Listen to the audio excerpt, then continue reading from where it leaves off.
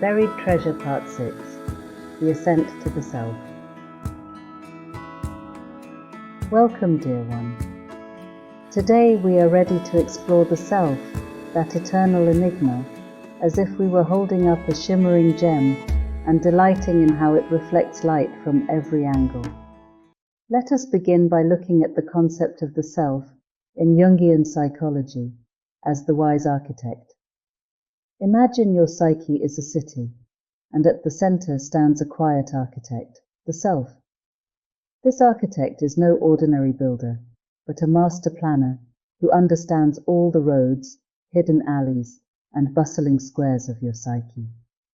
According to Carl Jung, this self is the organizing genius of your inner world. It existed long before your ego, that chatty mayor of your city, and gently guided the ego's development, much like a parent guiding a toddler to take their first steps. The self loves wholeness.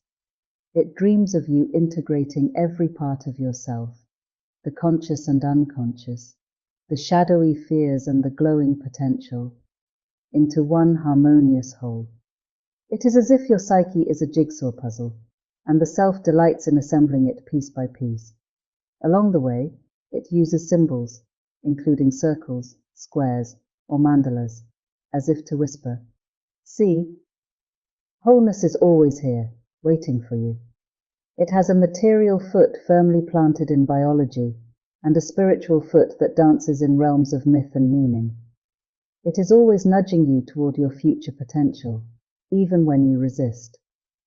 But make no mistake, this self does not just cheer from the sidelines. It is a container, holding space for your growth, even when life feels messy. Now let us look at the self in Eastern philosophy as the infinite ocean. According to Indian spirituality, the self is not a single architect, but an ocean, vast, timeless, and eternal. Here the self is called the Atman, the spark of divine consciousness that resides in all beings. Think of it as a drop from the infinite ocean of Brahman, the universal soul. Yet this drop is not separate. It carries the essence of the entire ocean within it. In Hindu thought, there is the duality of the lower self, the ego-bound Jiva, and the higher self, the Atman. The lower self is like a bird caught in a cage, longing for freedom, but entangled in desires and fears.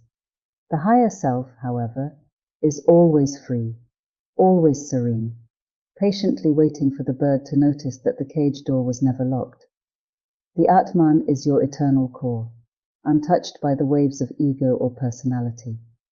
It is not born, nor does it die. It simply is. When it takes shape as a human body, it is called the Jiva, the individual living soul. It is a Jiva on a journey. And oh, what a journey it takes. In the grand cosmic cycle of rebirths, the Atman manifests as different Jivas, clothed in different lives, shaped by karma, until it realizes its true nature. When this realization dawns, the Atman sheds its worldly costumes and merges back into the ocean of Brahman, achieving moksha, or liberation. So, how do these two views of the self, one Western, one Eastern, dance together? Jung's self is like a map for your inner journey, urging you to unite all the pieces of your psyche into a harmonious whole. It is dynamic, personal, and tied to your life story. Meanwhile, the Hindu Atman reminds you that beyond this journey lies the ultimate truth.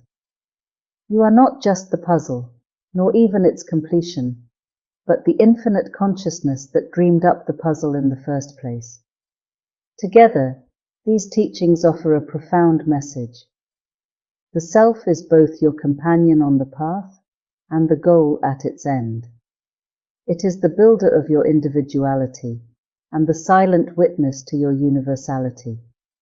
It is the quiet architect within the city of your psyche in this life, and the boundless ocean embracing the whole continent that is the complete you. So, my friend, whether you feel like a puzzle piece searching for its place, or a wave longing for the ocean, rest assured, the self is always there, patiently smiling, waiting for you to recognize that you were whole, eternal, and divine all along. And if you find yourself feeling confused, just remember this: the self thrives in paradox. Or, as the self might say with a wink, relax, you were never lost in the first place. Are you ready to begin the meditation? Prepare yourself for a long trek up a mountain. Not just any trek, mind you. This is a sacred journey. No need to pack much, though. In fact, the less you carry, the better. This is a climb where we lighten the load with each step, shedding everything that is not truly you. Okay, find a comfortable place to sit. Close your eyes and take a deep breath in. Feel the air fill your lungs as if it were the mountain breeze, cool, fresh, alive with promise. As you exhale, imagine the path ahead opening before you. Let us begin. Here you are, standing in the valley, surrounded by the familiar bustle of life. Birds are chirping, streams are flowing, but your heart feels a gentle pull towards something higher. You have heard whispers of a peak where everything becomes clear, where you might find yourself, not as a concept, but as a living truth. Before we take the first step, let us pause and say thank you. Not to anyone, but to this moment, to the courage it takes to start. Take a deep breath in, and as you exhale, imagine stepping onto the trail. Feel the earth beneath your feet. This is the path of seeking. The trail leads you into a dense forest, the forest of questions. Here the trees seem to whisper, "Who are you?" This part can be tricky.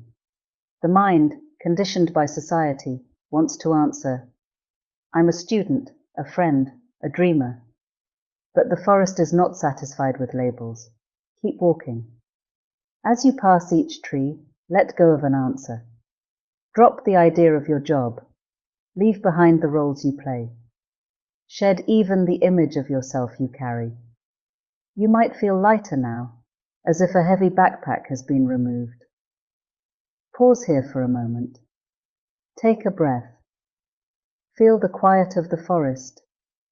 Notice that even as you have let go of so much, you are still here, walking. As you continue your journey, the trail becomes steeper, rockier. Shadows dance across the path. These are the parts of yourself you would rather not see.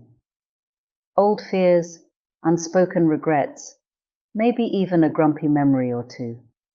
But do not turn back now. These shadows are part of the climb. In fact, they are not here to block you.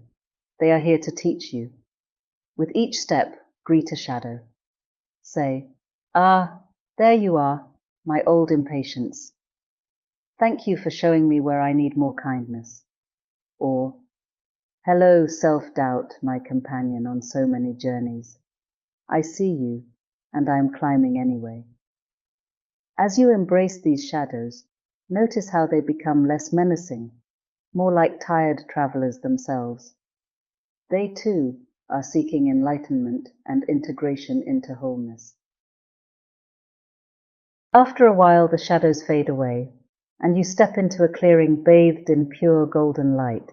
It fills you with joy. The air feels thinner here, cleaner, as if every breath is an invitation to calm, happy stillness. Here, words fall away. The path quiets. For a moment, just sit. Feel your heart beating. Feel your breath rising and falling. Realize that even without climbing, even without seeking, this silence has always been with you. Let it wash over you, like sunlight warming your skin. Now you are ready for the final steps. As you gear yourself up to continue, the trail disappears. and you find yourself standing at the peak. The sky is wide and open, the view infinite. Look up, look down, look around. Everything you see is you. It is your wholeness. Every part of you can be seen from here, and every part of you is bathed in pure golden light. As you take in the whole of you, take a deep breath. Realize something wonderful. The mountain was not separate from you. It is you. The steps were not taking you somewhere else. They were bringing you here, to what you have always been. In this moment, feel the truth of yourself. Not as an idea, not as a role, but as a presence. Vast as the sky, still as the mountain itself. And now the punchline. There is nothing left to seek. The summit is not an ending, but a homecoming. You have always been this self, my friend. It is just that sometimes we forget who we really are. As you breathe deeply, imagine yourself descending the mountain, bringing this sense of self with you. The forest, the valley, the bustle of life, they are still there, but now you move through them with the knowing that you still are on the top of the mountain, bathed in peace and light, surveying your whole self, taking note of every part of you from there. When you are ready, open your eyes. Welcome back, intrepid climber.